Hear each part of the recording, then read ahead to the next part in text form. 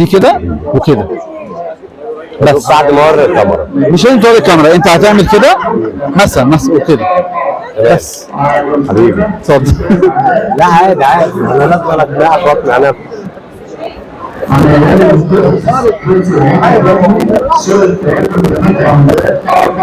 خلاص. طيب الزهرة دي من 1 ل 6 صح؟ الرقم ده بتحبه مثلا؟ هو من 1 ل 6 فبتحب الرقم ده مميز مثلا بالنسبة لك؟ مش شرط، رقم عادي صح؟ طيب حاول تكرر الرقم اللي انت حاطط ايدك عليه والناس شافته، وانا هحاول اقرا تفكيرك.